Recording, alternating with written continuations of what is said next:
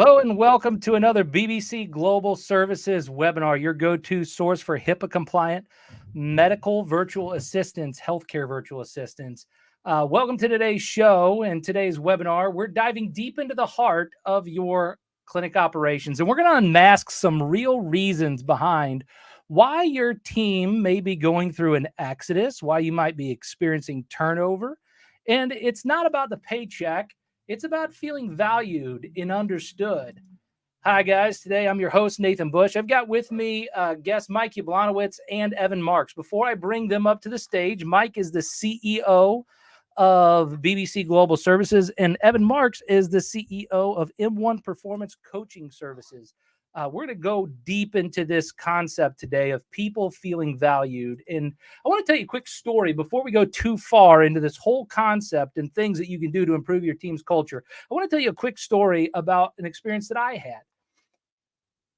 Have you ever worked on striking a balance between care and candor in your relationship? I mean, really, honestly, have you ever sat down, thought about it, and put forth some effort on striking this balance between care and candor? I'm learning that care without candor can create dysfunctional relationships, where candor without care can create distant relationships. And early in my career, it was easy for me to speak my mind. I didn't even consider the relationship. I would just tell people what I thought. I'm thankful for the patience of those of you who worked with me in the past. If you're seeing me on a show today, it's only because of your hard work and your collaboration to help make me a better person. That I even have the opportunity to share a stage with wonderful people like Mike Yablonowitz and Evan. However, I do want to tell you thank you, but I do want to also share with you that there was one employee in particular who was a maintenance technician. I did a number of years in the property management industry, and there was one year where a maintenance technician was refusing to do certain types of work. I would bring it up to him. I would ask him, I would say, hey, will you do electrical work? No, he wouldn't do electrical work. How about painting work? No, he wouldn't do painting work. This one continued on week after week. He wouldn't do landscaping, and he wouldn't clean trash, and he wouldn't wipe out ovens. And so eventually I got to the point where I was kind of at my candid self, and I started writing all of these things very publicly up on a whiteboard for everybody in the whole organization to be able to see. Now, I know it's not the best version of myself, and I know that I would never do that again, but he became highly offended, and he asked me why in a fit of rage one time. I was embarrassed. I didn't want to embarrass him, but I was just as embarrassed as he became. And in that moment of divine inspiration, only happens once every while in my career, I let him know that I cared about him. That's why I wrote those things up on the board. I didn't want to assign him work that caused him grief. It was the first time I began to learn about this blend between care and candor. And even though I was not great at it, I did care. I didn't want him to do a bunch of work that he didn't want to do. I didn't want him to be uncomfortable. It became an excessive overstep of my boundaries with him not doing all this work. We worked past this in the relationship, but it took some time to get his buy-in. I never approached this maintenance team member in the same manner again, but it was a lesson I learned that was long-lasting. Care is required to define the relationship, while candor directs the relationship.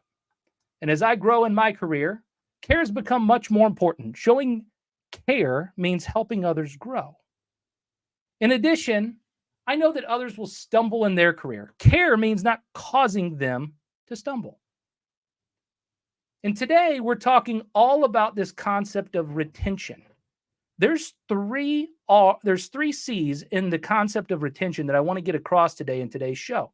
I want to talk today a little bit about culture. I want to talk a little bit about care. And I want to talk a little bit about contribution. And I want to talk about those things with the CEO of BBC Global Services, Mike Yablonowitz, and the founder of M1 Performance, Evan Marks. Hi, guys. How are you? Let me just move this over a little bit. How are you doing, Nathan? Good. Nathan, how are you?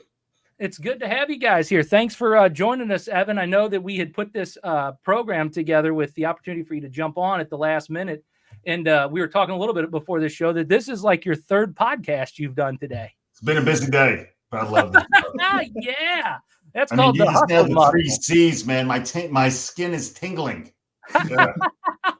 I feel like secretary Tingling's in a such an race. interesting word. I'm going to say we work with a lot of physical therapists, we work with a lot of chiropractors and other clinicians, Evan, and tingling and titillation to the skins and surfaces. These words become a connection word for our audience. So I appreciate you bringing them to the surface. Yeah, absolutely. It's your somatic feelings. You should read into them. They're very important. Yeah.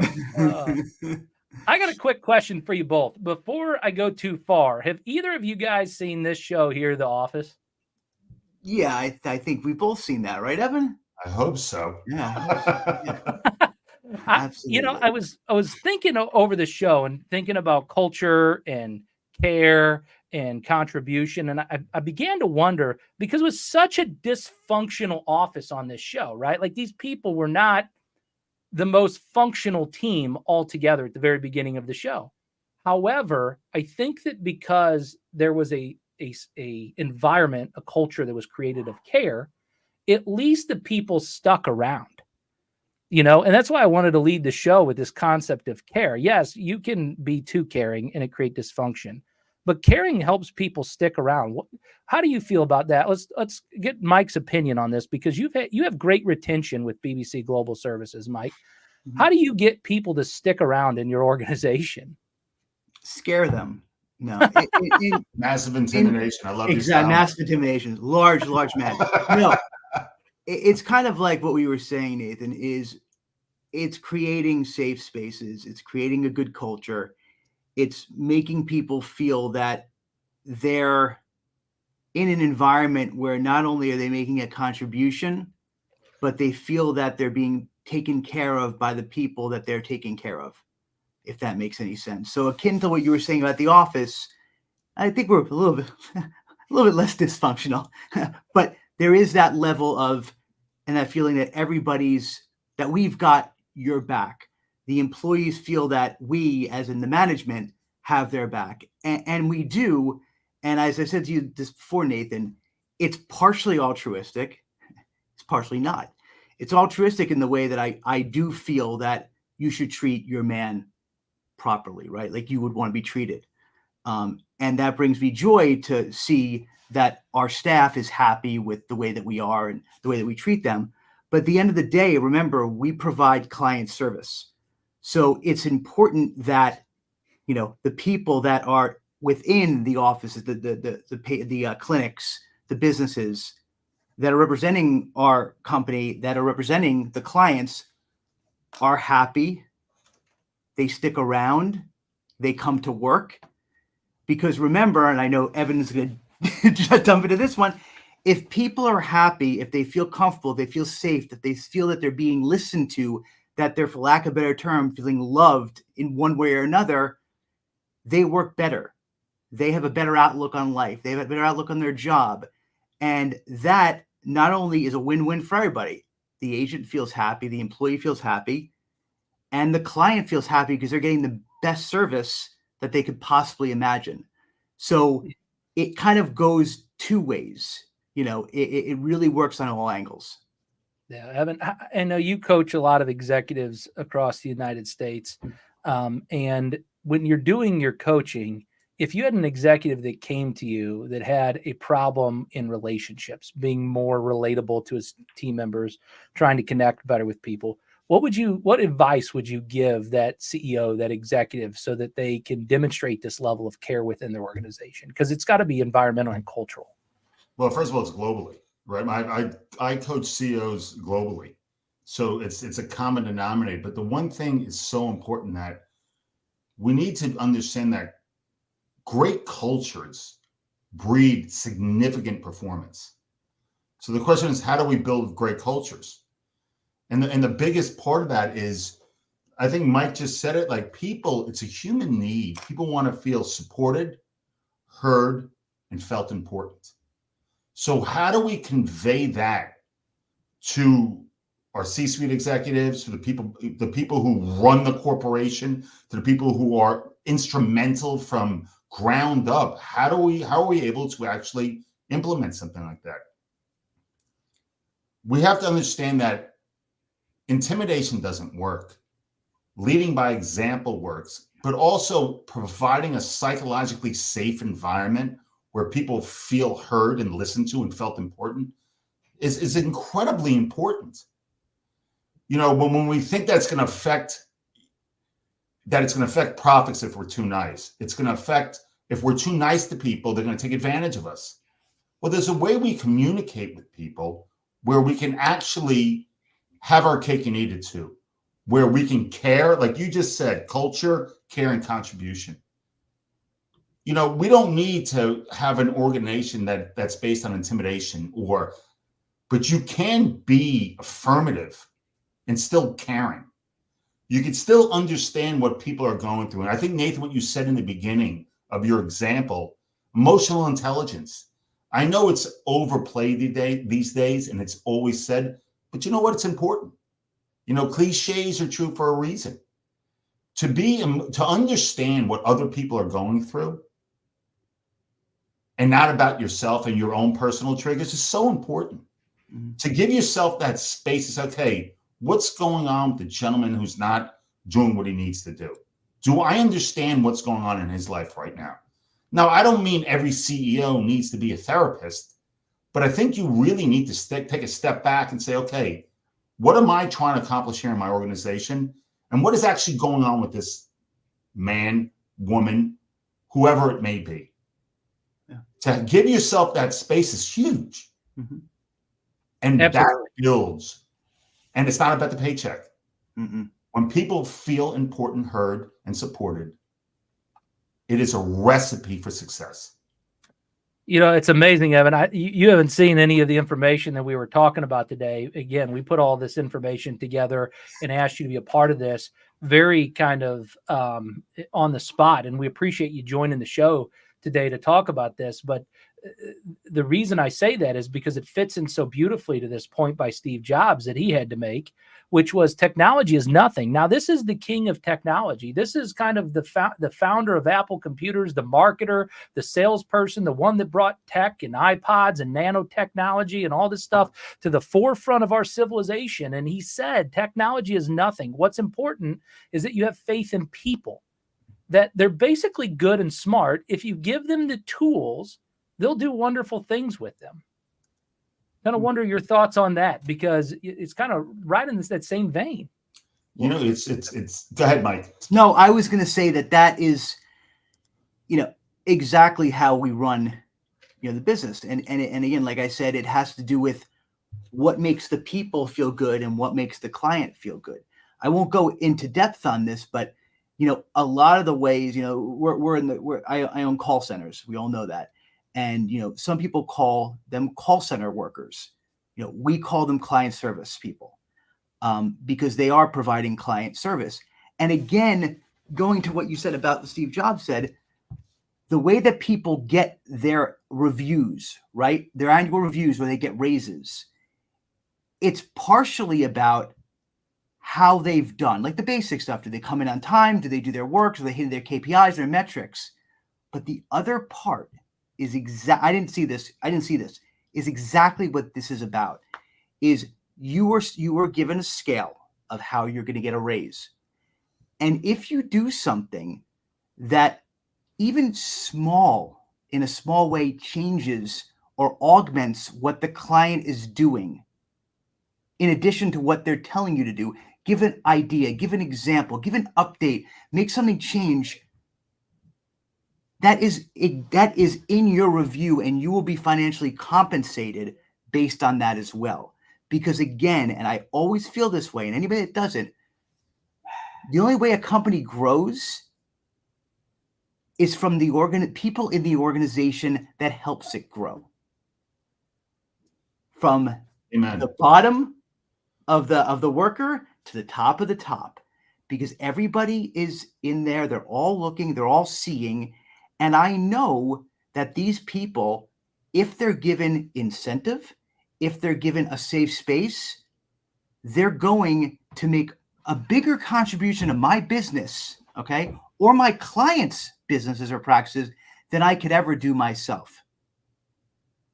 Just like you said, you like that, the Apple updates, right? You know, that's great. It's good. It makes it really professional. But seriously, and that is just that same way. And he thought the same way, is that you can't do it alone and you need the people.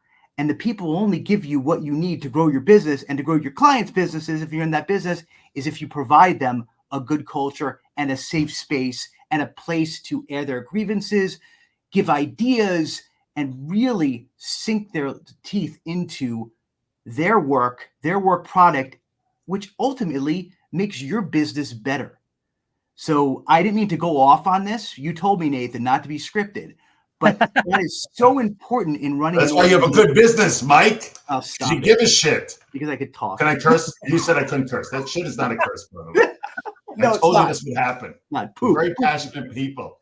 Yeah. Oh, that's hilarious. But no, Evan, I mean, you, again, coaching CEOs globally and working with people who, tech companies, entrepreneurs, but even in the healthcare space, I think sometimes even physical therapists, chiropractors, whatever, they get into the widget or the gizmo or the tool or the resource or the device, and they're so worried about that versus focusing on the people that support those things.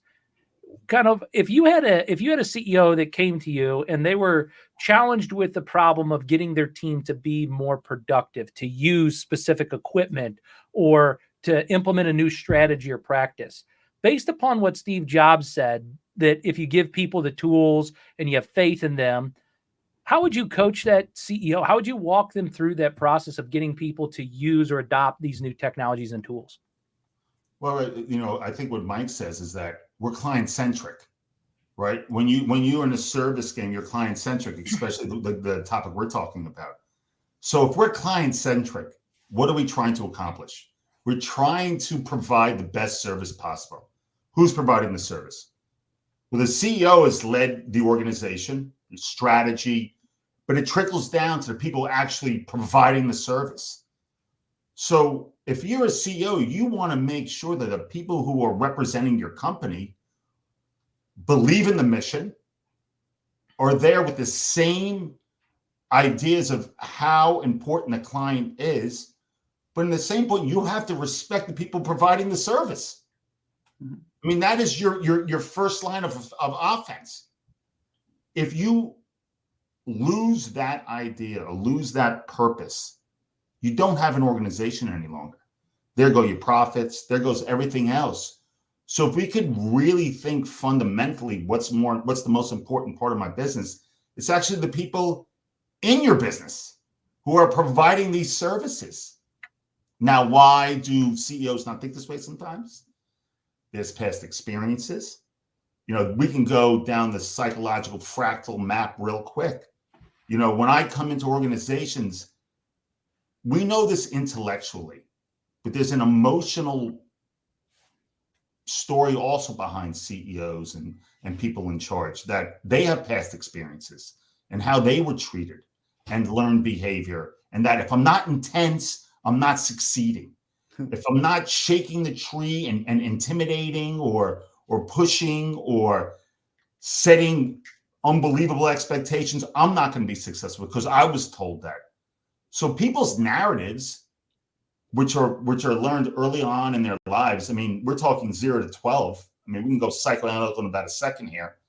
These play into how people make decisions and how it affects their behavior from a corporate level or from an executive level. So when I deal with CEOs, it's never about what they think it is. It's about something else. It's about them repeating the same behaviors because it was done to them. Not an organization doesn't need to be a democracy, right? There has to be a leader. But you want to make it a meritocracy, but you have to make sure the people in your organization, and I will beat this to death, have to feel supported. If you want somebody to come aboard and be a part of this mission and have your vision in the front of their minds, they need to be respected. Now, going back to your story, Nathan, about the gentleman when you were in property management, it's called have a conversation. Sit down. We're all human beings. We're all part of this human experience. Absolutely. You got to be able to listen to people. And Totally agree. whether you're at a whether you own a clinic, you're a doctor, you're a lawyer, you run a BPO, at the end of the day, you got to treat people the way that you want to be treated. And at the end of the day, like you said, like no one wants to be berated. No one wants to be yelled at. No one wants to be treated like crap. No one wants to be paid just under market, right? Why do you think it's okay to do that? Like, it's not. And that's the thing and again, when you said the 0 to 12, that's interesting because I think that the way that I am is partially how I was brought up and the values that I was given. At the end of the day, like I said, from a business standpoint, I'm not going to sugarcoat it. If you treat people well, if you do it the right way, then they treat you well. It's just, for the most part, you get some anomalies here and there, but my business shows that, right? It's like, I treat them well. I give them all these benefits. I pay them fairly and they show up to work. Like, I don't care what business you're in. Like, you're dealing with people, you're dealing with people's pride, their respect, what they want, and people will follow you if you 100%. give them what they're looking for. And I absolutely agree with you. That's what drives me crazy is when I talk to people and they're, like you said, there are still, maybe it's generational too, Evan, I don't know, but we can have this on the side. But it's learned behavior, right? But what is yelling? Have you ever yelled? I mean, believe me, I've yelled, Nathan. I've yelled, but like when you yell, all you're doing is you're helping yourself, because I know if I ever yell, it really happens. Right. But you think it's helping yourself. But it's for you, because when I know I yell every once in a while, there's sometimes I do every once in a while, but I know when I do it, everybody shuts down. Right? I mean, I'm not a psychologist, but everybody shuts down. They don't hear you anymore. Maybe it's making you feel good to yell, but you're getting nothing accomplished. And that's what I said. The whole psychological safe space, this topic that Nathan, it's the fundamentals of running a business and treating people well. Right, Evan? I mean, that's what it's all about. But, it's also about, like, listen, we all get triggered, right? And when somebody's yelling at you, it's, I have an 11-year-old daughter. When she reacts to me and I react back, it's not about her any longer. It's about somebody who's disrespected me in the past. Mm-hmm. And she's just in front of me right now, this poor little thing. So I have to remember, okay, I'm being triggered right now. Let me acknowledge how I feel. Okay, I'm frustrated. I'm angry. Let me just acknowledge that and pause for a second. And within that little gap, right, the question of what am I trying to accomplish here? Me yelling at this little girl is accomplish nothing. And Mike, what you just said is that she's not listening to me. Because now she's defensive. She's 11. Take a 42-year-old who this happens time and time again. Yep. As a leader, you have to know how. I'm not saying take your feelings and put them on the shelf. Absolutely not. But you have to have the skill set. This is a skill, by the way, to recognize, acknowledge what's going on and how you're feeling, be able to acknowledge it, pause for a second, right? Because remember, when we don't pause, we're in fight or flight. Boom, we react. And that's usually not the right thing to do. Give yourself that mental space to say, okay, man, what am I trying to accomplish here? And then execute. If I can give you one thing, give that a shot. Literally just acknowledge what's going on internally, right? Because that one person is a lot of people in your life. And I know we're going all the way to the analytical side, but catch this one. Your brain is always predicting. This is the neuroscience behind it. So we always predict from past experiences. So imagine if we're able to acknowledge how we feel. Okay, I feel a certain way, pause, and then react, which you usually don't do, right? Oh, wow, I never would stop and think for a second. What you do now is you start building these new experiences. So next time an event comes, you're not reacting.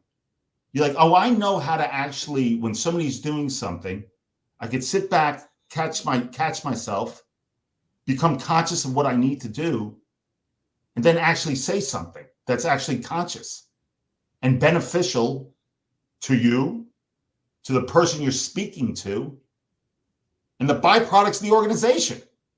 That's a significant culture to get your point across in a conscious way. Who would not want to have that skill?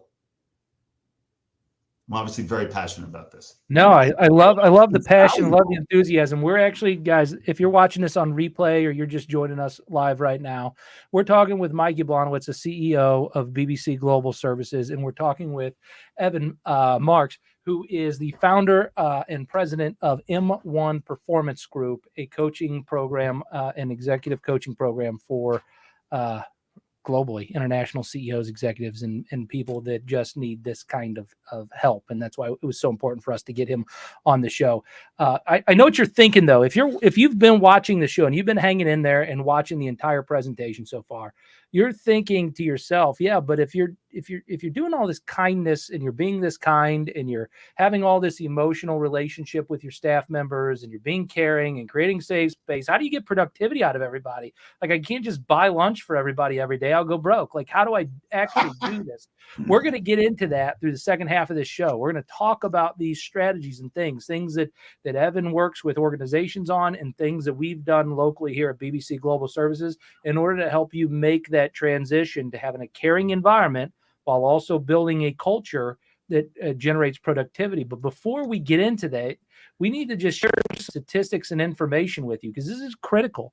If you think that you're going to do this without having both care and candor in your organization, you're going to struggle. Here's what a shocking statistic of 43% of healthcare workers cited: burnout is the primary reason for leaving their position, according to a recent study.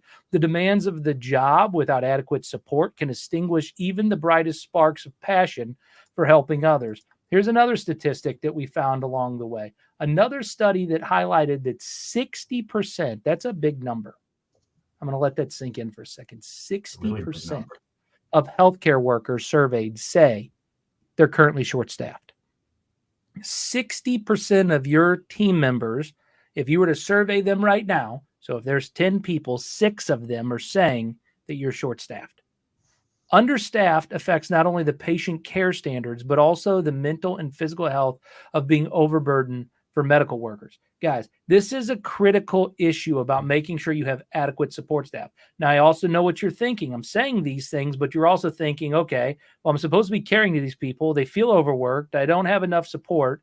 But how do I afford to hire more people? That's where BBC Global Services comes in. Quick commercial. We provide HIPAA-compliant healthcare medical virtual assistants to be able to help lift these burdens of administrative tasks off of your workers so they can focus on what you do best, which is patient care and outcomes that you're trying to achieve. Now, one of the things that we have found through our research is that recognition is a powerful feedback tool. When employees feel valued, they're more engaged, they're more motivated, and they're likely to go the extra mile for your company. Organizations with formal employee recognition programs had a 31% less voluntary turnover than other organizations that don't and have any recognition programs at all, and they were 12 times more likely to have strong business outcomes. 12 times. Would you like 10x? I mean, that's a big famous phrase that runs around the entire internet right now. If you're trying to grow your organization 10x, you'd have 12x the outcomes if you just focus on recognizing the people that work for you. And Evan, I'm going to ask about some of the programs that you've worked with other organizations before. But Mike, I'd love for you to talk to the audience about what are some of the recognition programs that BBC Global has put in place, because I think this leads right into our culture. Right. Well, going on the whole culture, safe space, making people feel like they're part of something good, that they're being heard, that they're being compensated well. Recognition is a huge part as well. And that's the statistic is I didn't even know statistic, but that's all part of it, right? People want to be recognized, and they want to be compensated, not even in money, in trips and whatever, to show that they're good. I'm not going to talk about, but it all stems from, what I said before, which is what you said right before, Nathan, a lot of befores, is that how do you keep people in line if you're being their friend? And it's not necessarily their friend, but treating them well and caring about their well-being and caring about how they are and that sort of stuff. it's that gentle balance between, doing the work and making sure that the work is number one while giving them all of these perks and safe space. And that is about measurement. A big thing in our company, and I'll talk big thing in our company, I'll talk for a second, is measurement is key for anything to work. And I'm not gonna get into the whole organizational structure of it, but like every campaign that we bring on, every client we bring on, before we even start doing any work, it's about what are we looking to accomplish? What are the key performance indicators that we're doing the right thing? And I know, Nathan, you want to talk about this a little later, but it dovetails into what you asked. So every client that we bring on, we do this. We're very meticulous about it. And we make sure that even if clients don't understand it in the beginning, because it's smaller businesses may not deal with it, especially doctors' offices, they may not deal with it, whatever. We make sure that it's in a way that everybody understands, because at the end of the day, to make sure that everybody is doing what they're supposed to do is you have these measurements. So the client says what they expect in writing. We say what we're going to do, and the employees know what they're expected to do. Before anything starts, we have that in writing. We discuss that. A lot of times it's a back and forth, and we create a report that surrounds these metrics that are mailed out every night, emailed. I can't believe I just said emailed out every night to the client, the team leader on the account, the agents, myself, and the other management group to check that everything is being done correctly. So whether or not it's that the person wants to run and hit the wall 50 times, is that the goal? We know every day that they are, okay? And again, that is the check that people aren't taking advantage of you, aren't taking advantage of your company and the clients. So with that said, about additional compensation or programs or recognition, we do a lot of that. And it's all geared towards how are they doing in the role, right? So we have something called the High Performers Club. That is every single quarter. If people hit certain metrics, they get into, it's akin to what we would call President's Club. If you're familiar with that, they would get into like this program, an elite program that everyone wants to get into, that not only provides monetary compensation, but there's some sort of a gift and there's an outing that happens. And not only is it a great experience for the people there, but it's well shown to everybody else. And they always go to great places. They do river cruises, ball games, all these types of things. So it allows them to get that extra oomph, pride, and everybody else in the company says, hey, I want to make it. So High Performance Club is a big thing. We do a lot of, because we are an international company. I think about that. But a lot of people are in office, but there are other people that are in their houses. We do a lot of online gaming together as an organization.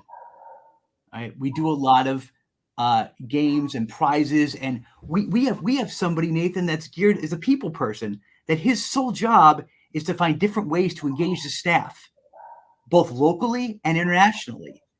So, but remember what I said, and that's good.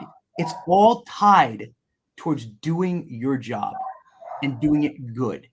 And remember in the beginning what I said, you get High Performers Club if you are a high performer, if you're doing your job, going above and beyond your job and your metrics. So it's interesting that these,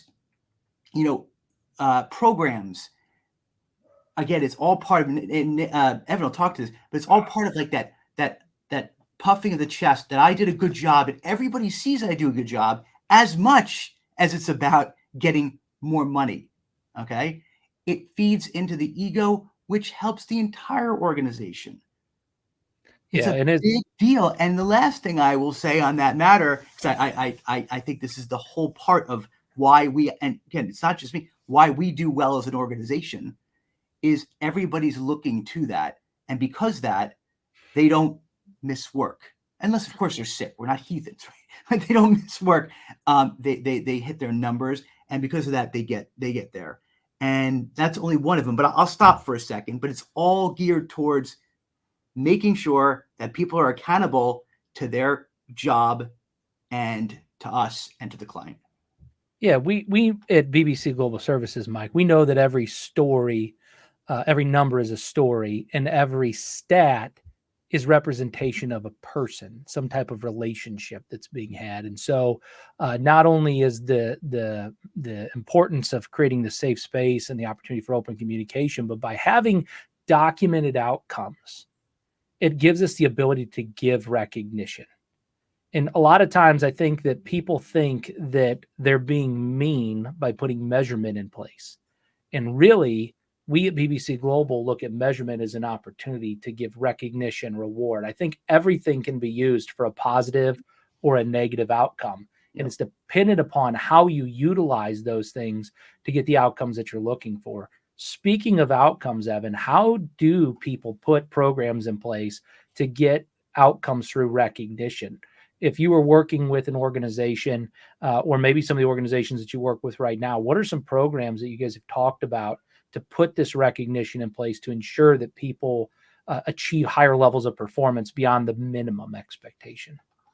You know, we were talking about psychologically safe environments, and they're important, right? And your question was, well, what about productivity? What about profits?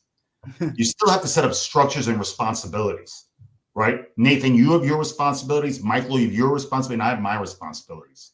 It's almost, you set up a meritocracy. Now, Mike, what you're saying about going away, that's not great for culture. But, you know, people like structure, right? They like long-term incentives, short-term incentives. How do we set up programs like that where it's not, I'm doing better than you, I want to beat him out? How do we work together as a team, as a unit? But you have to set up structure and responsibilities for people, right? This is not like just a party where we're trying to make sure everybody feels good. It's a massive component of it. But believe it or not, people like structure. People like knowing what their responsibilities are.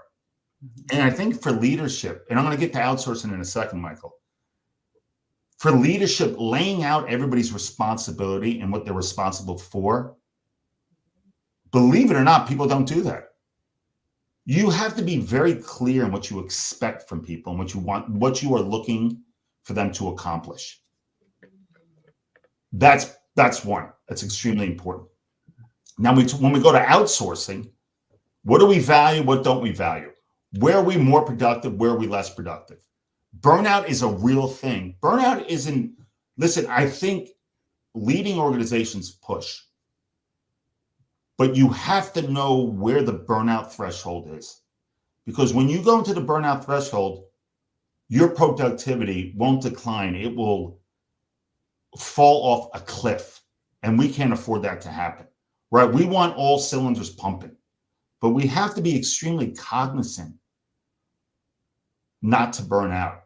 And I think, Mike, what you guys do, and for this topic today, being able to outsource admin, whatever the outsourcing abilities that BBC Global can do, you're foolish not to use it.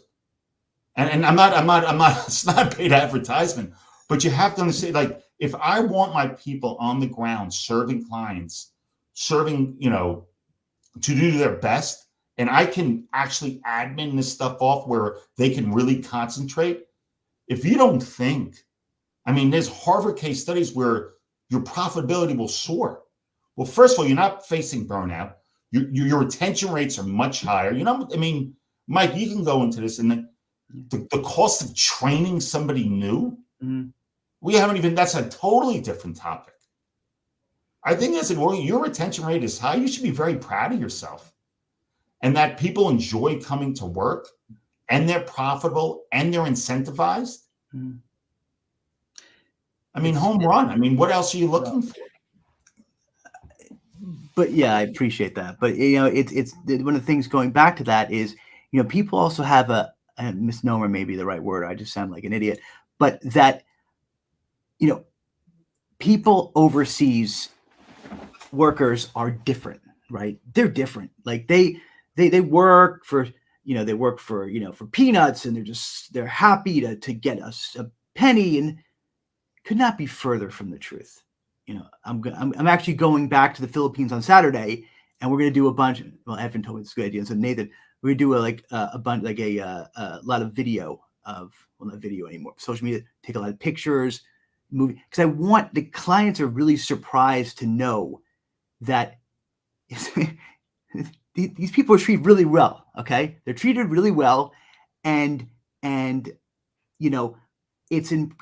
incredible. It's impossible. I mean, it's amazing to know this and know that, the thing is, well, they're overseas, so, they have a great retention rate because these people need jobs and they're sitting in their seats and this whole feeling. No. Granted, and I'm not going to take. Is the churn rate historically a little bit better overseas than in the U.S. right now? Yes, it's definitely yes. Do lower end workers seem to have a better attendance policy overall? Yeah. However, they're still human beings, and you know what? They'll come in late. They'll miss a day of work here and there.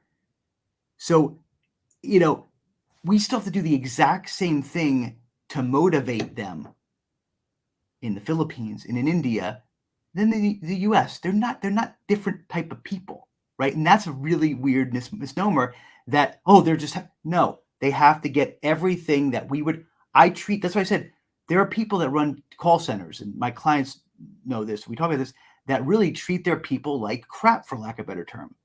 And what happens? A family emergency hits, right? Family emergency is a big thing in the family emergency. Their car ran out, like the same stuff. They just don't come to work, but they're not as overt about it, right? So, and then that is a ripple effect, right? So then it's like you got to retrain it, blah, blah, blah, blah, blah, blah, blah. The client's so that is a big deal, that the fact that you don't have to think about this overseas. In fact, dare I say that I have to think about it more, because as much as I have people, the soldiers that I have overseas have been with me for, some of them, 8 years. I have to, as I'm a Westerner running overseas call centers, I'm not arrogant enough not to understand that I'm here and they're there. And as much as it's my name on the door, my bank, I can't walk into that office tomorrow. So I have to even do more than if those people were in my office here in Scotch Plains than anybody else. And I can tell you that people are people, whether you're in India, you're in the Philippines, or in the United States. And you got to treat them the exact same way to get the result that you're looking for. Yeah, Mike, what you're really talking about, I think, overall is culture. In it, BBC Global Services, we look at it like it's one culture. It's our culture. It's our company culture. Everybody who, whether you're in India, you're in the Philippines, you're in the United States, you're in Canada, you're in Mexico, wherever you're at, across the entire globe, we're one culture. We're BBC Global Services. And we've talked a lot about fostering this open communication, getting regular feedback, creating safe space, encouraging team members to voice their concerns and aspirations, listen to employees. We've talked a lot about that today, and that's part of our culture. The other part is the structural part of our culture. And I figured it would be really helpful for everybody to see the kind of structure that we're talking about when we talk about structuring a culture. Because when you structure a culture, you get the outcomes that you're looking to achieve. So in our culture, we have core values. We're not going to talk about the core values on this show. We've done plenty of other shows where we incorporated the core values. But I thought it would be important for you to see the structure of the culture that we have in place with BBC Global through the acronym culture.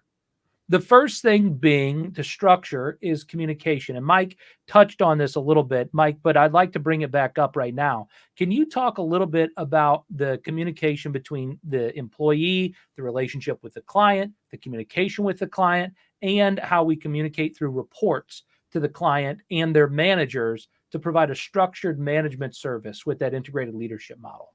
Yeah, it's 45 minutes. I'll be quick about this, but it's what it's all about. And that means absolutely nothing. But my whole discussion is the open communication. When clients bring on staff, they want to be able to, touch them, talk to them, know that they're there, but also they want to be able to talk to the managers if they want, or everything. So we make sure we're as transparent as possible. And that's down to communicating with them. And again, you talk about getting reports so they know what they're doing, all that sort of stuff. So we provide all the visibility that a client would want to just make sure that the people are doing what they're supposed to be doing. Because again, outsourcing is a big deal. I don't take it lightly. That's why our startup process is so regimented. So we make sure we hit all the different parts to ensure a smooth takeoff. Because once a takeoff is smooth, then everything is fine. It's when you take off and everything doesn't work out right is when you have issues. And there's nothing worse than having an issue when you have no control and the people are halfway across the world and you're like, oh yeah, that's right, I should never have outsourced. So Absolutely. again, those two things. That's the one thing. And the second thing is reports. So it's the fact that you can talk to people, you can find out anything you want at any time, and you get reports.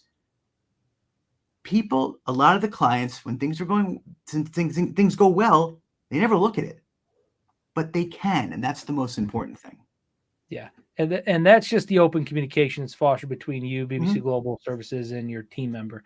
Now, Evan, when it comes to unity, it's so important that cultures build unity. And at BBC Global Service, there's a lot of things that we do. And I'm going to get to that when we get to environment, Mike, where we talk about some of the big things that we do in the company to create unity. But what are some things that organizations right now can do to create unity within their platform, whether they're international or whether they just have United States workers? Evan? It's interesting. It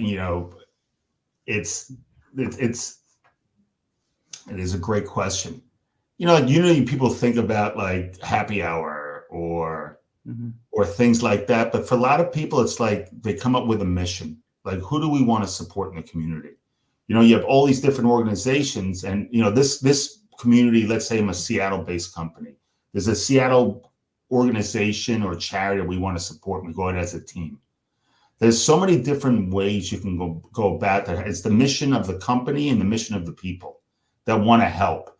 And you find out like happy hour is a beautiful thing, but when you have a team serving other people's in a community, there is a sense of pride.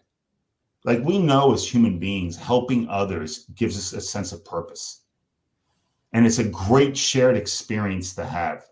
So that's one side of unity that people actually always talk about. But I think unity also is, shared lunches is great and opportunities like that are very important. But I think unity really is just communicating with everybody, having an open door policy, knowing that people could be heard and listened to. That's what unity means. When we talk about communication, which is the C and then the unity, but the unity really is the togetherness of everything. Absolutely. And that's Now, Mike, really important. Now, Mike, at BBC Global Services, I want to be respectful of everybody else's time, just so you know. I'm aware that we got 10 minutes left on our webinar right now. And there's a whole bunch of if you can't tell, we're passionate about this. This is something that matters tremendously to BBC Global Services. So I'm going to group a couple of these together and let you talk about them. I'm going to have you talk about leadership and training and development. I'll have you talk about understanding and recognition, and then I'll let Mike finish up with environment. But if you could keep your guys' answers so that we can stay on time, just know that we got about 10 minutes or so left. So, Mike, with leadership and training and development, what is the structure that we run around as an organization to make sure that we're providing good leadership, making sure we have enough leaders in the organization, and how do we set up training and development for success? Yeah, really, really succinctly. We are steadfast on the amount of employees per managers. So we always want to make sure there's enough managers for the employees, because when you don't do that right, then all of a sudden you don't get the right type of management of the people, and then the people get burnt out. They don't get the help they need, and the clients are unhappy. So we're very militant about making sure that our metrics are in line. I say metrics a lot. Everything is run like a formula. And we know that there's a certain amount of employees that are needed for a manager in order for them to make sure that everything's in line. They check them, right? And we don't deviate as much as humanly possible. And that's a big thing. And then also, we were talking about, the training is that the same thing. We have an entire training team, that, takes the statement of work and everything that we put together. When someone on a statement of work is saying, they say exactly what we're supposed to do. And then they train them. They learn from the client what the things are that we need to do. And then they train them. And the training is as much as it may seem like a simple job, we have a process where we teach the agent and the client can help teach the agent. And then there's a whole process where they stay there for a couple of weeks. And then once it seems that they're getting their stuff together, then they do things themselves without minimal training. And then we check on them less and less and less.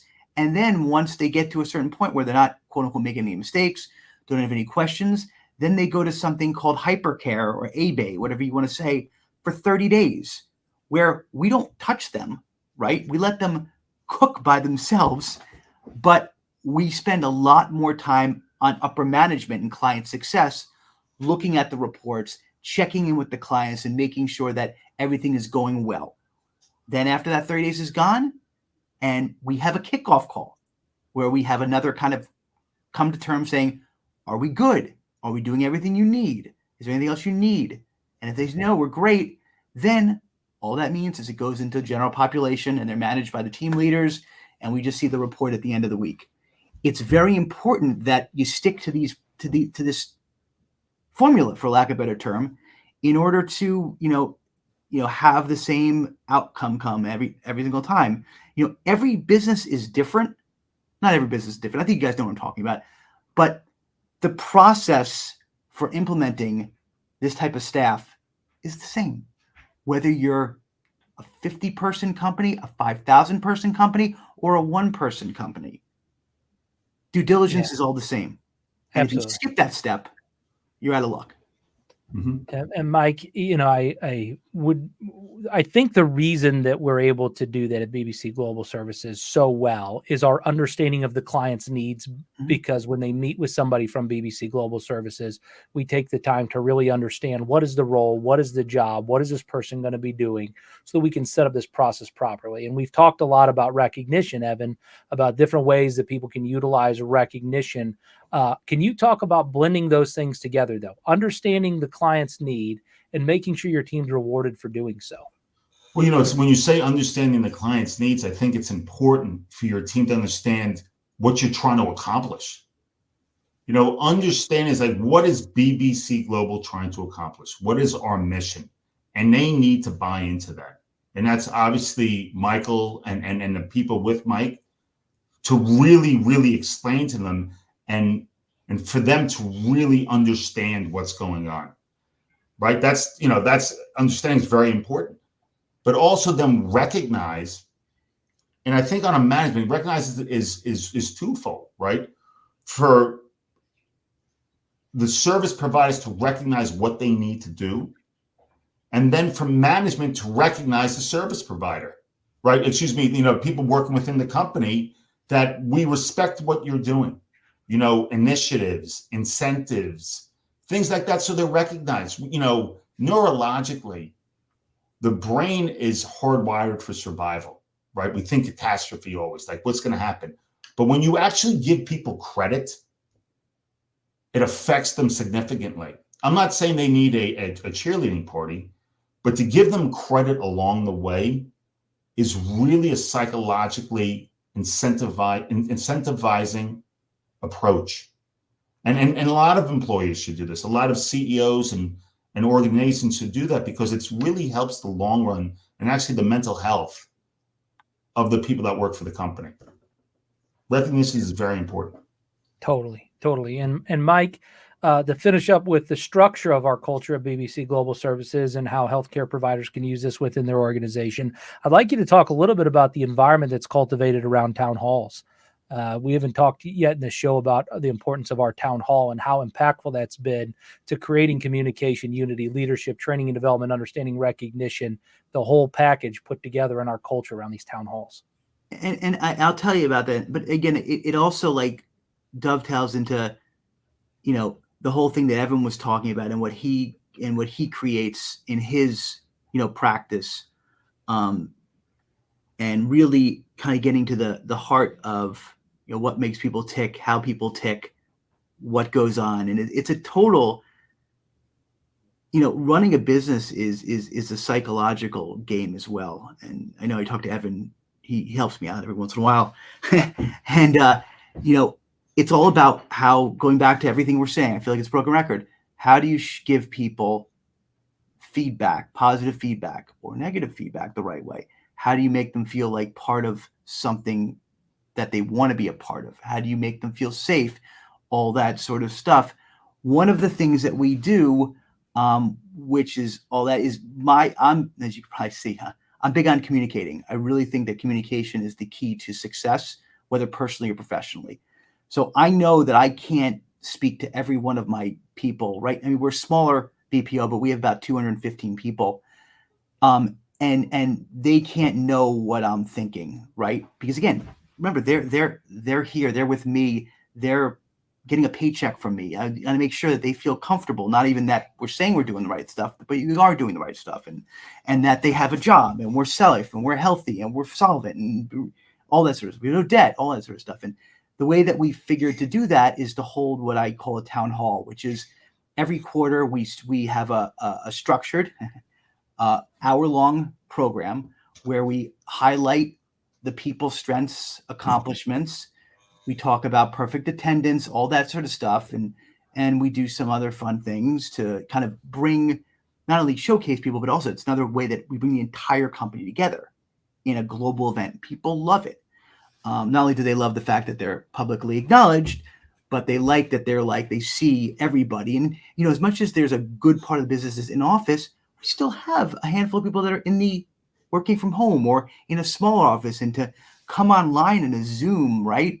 Or whatever, and see all of these faces and, 200 people. And the best thing is, and Evan you could probably talk an hour about this, but people put their cameras on, right? Like, that's a big deal. Big deal. Like, they put their cameras on. Like, it's awesome. So not only do we have that, but I get to spend, and I don't drone on, because really at the end of the day, no one listens. They don't. And anybody that sits there and speaks for hours and hours is really trying to hear themselves speak, but that's another thing for another day. I spent about 10 minutes just talking about where we are as a company, and are we hitting the goals that we set out to do in the beginning of the year, and what materially has changed, positive and negative, and I give a high level of the finances of the business. All that looks to do is give people feedback that Mike's doing what he said he was going to do. Big deal.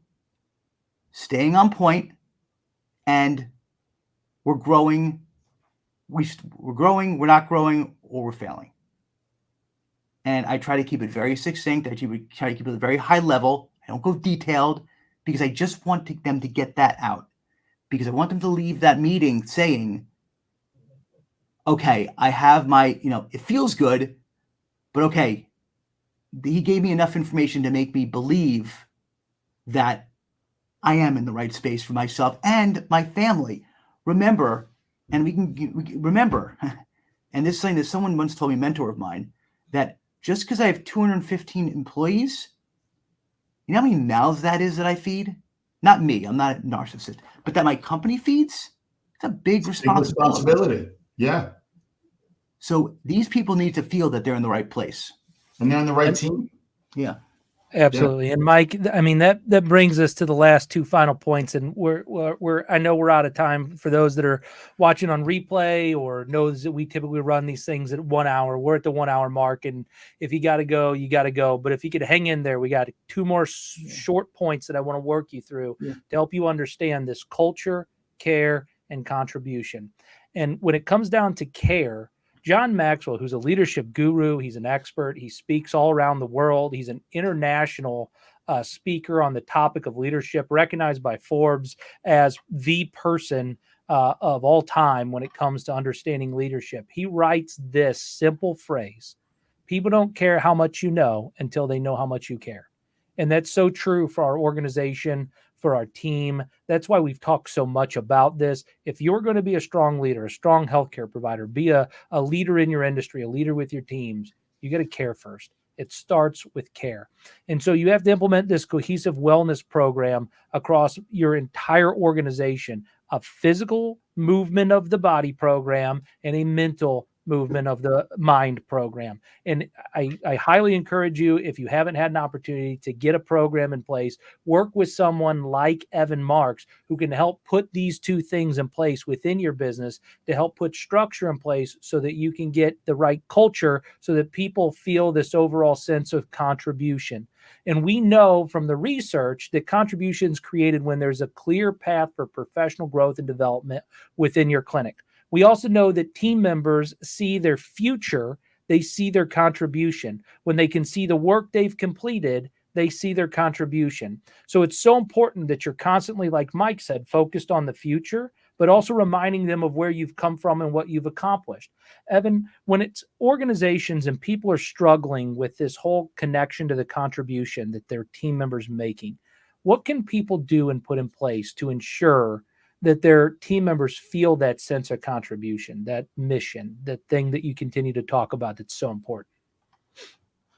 Yeah, I think, Mike, your town hall is a great idea. And I think you can do that at a smaller scale. You can talk to your people.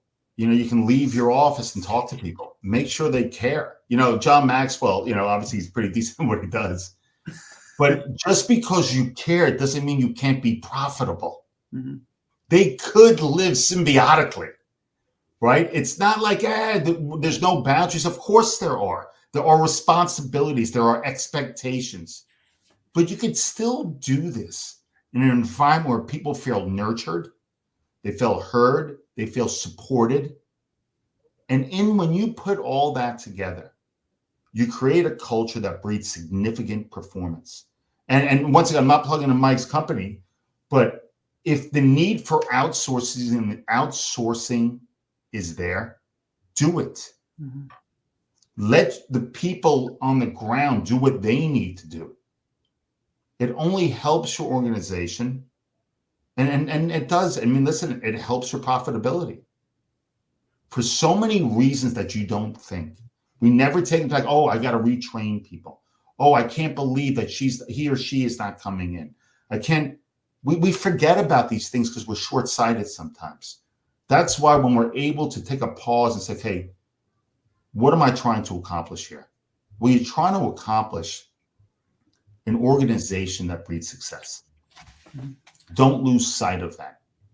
Can I, Nathan, I don't want to go off script for a second. I know we're going late, but Evan and I both went off and we kind of went off a little bit. I think one of the things that I really want to spend a few minutes on is, we talk about safe space and cultures and why are people leaving the clinic and stuff like that. I want to, and this isn't a plug, but it is a plug because I think we talked a little bit about it, but I think it's important to spend a few minutes on it and people can watch and replay is, Evan's, one of his major competencies is to be able to, work with the high level, executive, clinician, sports teams and stuff, but to work on how to be better at creating this in their organization, in their family, the whole thing, because, the mind is as we all know, is a very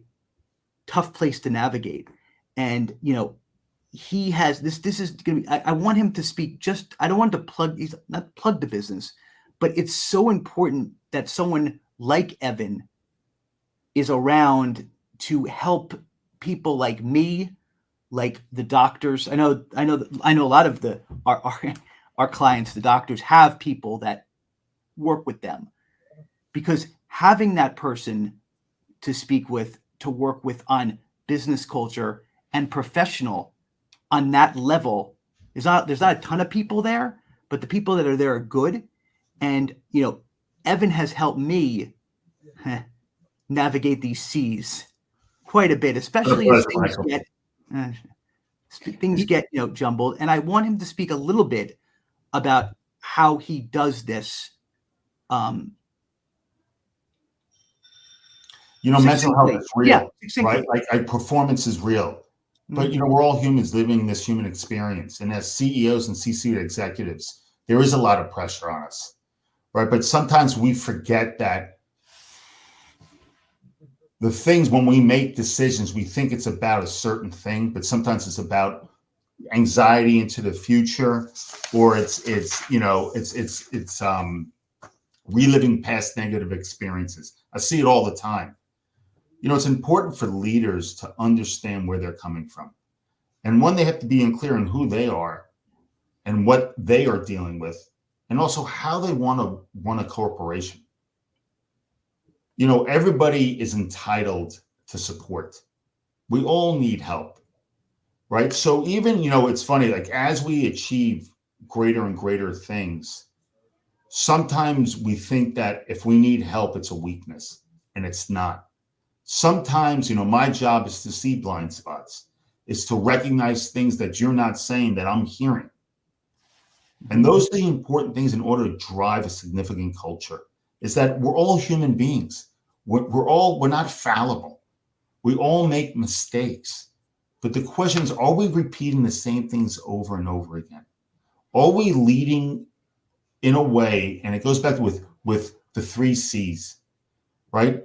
And then when people hear about care and psychologically safety, that's a positive. It's not a negative.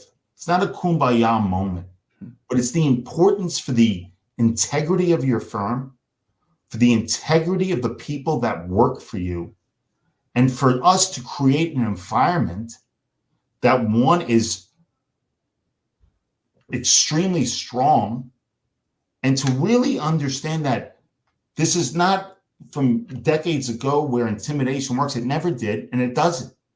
But we can create spaces that breed significant performance with being kind, setting expectations, defining responsibilities, and creating a clear structure of what the vision of this company needs to be. And it's all right if you listen. It's all right if you could take back and listen to what people have to say. It only creates a better environment for people to grow. And it's an important thing. Now, are there ways to do it? Of course. Give me a call. Yeah, that's awesome, Evan. I'll I add can go to on that for for a 4 brief. hours. Yeah, I got to drive my kids to soccer. Yeah. Evan, you brought up kids soccer. My daughter actually plays volleyball, and I have to say this: like, even if the coach can't do what my 10-year-old daughter does in volleyball on the court herself, my daughter can maybe make a better play or serve the ball better or pass the ball better than her coach. She still needs a coach to help her get better. And what coach you choose to work with in life, my daughter doesn't just have a coach on the court. She has an agility coach. She has her parents as coaches. There's people in place to help her in every area that she could possibly need in order to become a better athlete.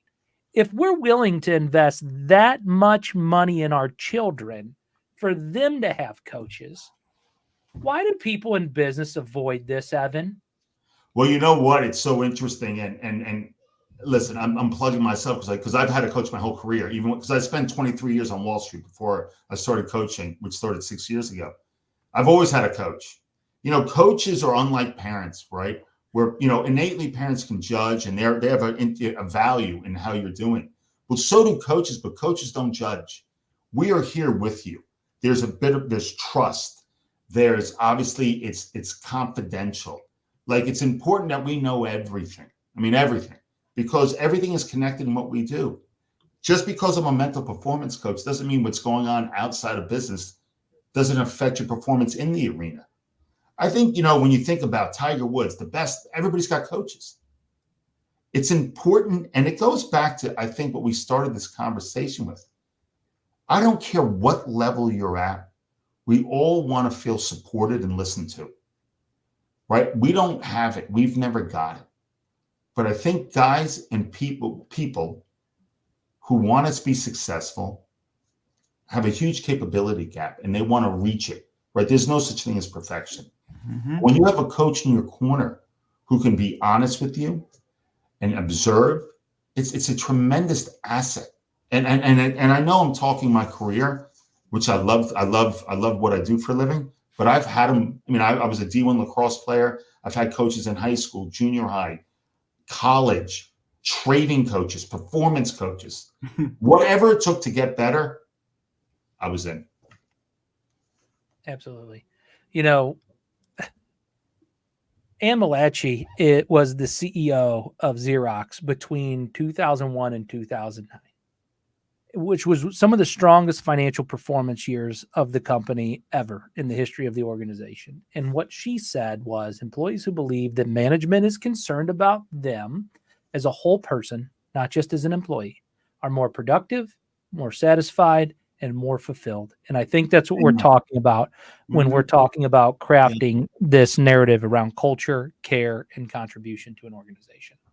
So to wrap up today's session, guys, just remember that understanding, addressing the root cause of team dysfunction can transform your clinic into a place where everyone wants to be, not just because they work there, but because they feel valued, understood, they feel part of something meaningful. And if you're ready to turn your clinic into a thriving team-focused environment, just reach out to BBC Global Services. We'd be happy to work with you with a tailored virtual assistant that we can set up this relationship, understand your needs, and ensure that we're putting recognition programs in place that are fulfilling the goals of your organization, because we have great coaches on our team like Evan Marks. All right, guys, I appreciate the time that we've had today. Any last words from the three of you? Go ahead, Michael. Live long and prosper. I love it. Caring does not mean unprofitability. Caring means good. massive profitability if it's done properly. He just said caring's Care of the currency, people, guys. right? You want Care of the more team. currency in your business? Yeah. Care a little bit more. Come on. All right. Thank you very much, Nathan. Thanks, guys. You guys have a good afternoon. Bye, guys. Have a great day.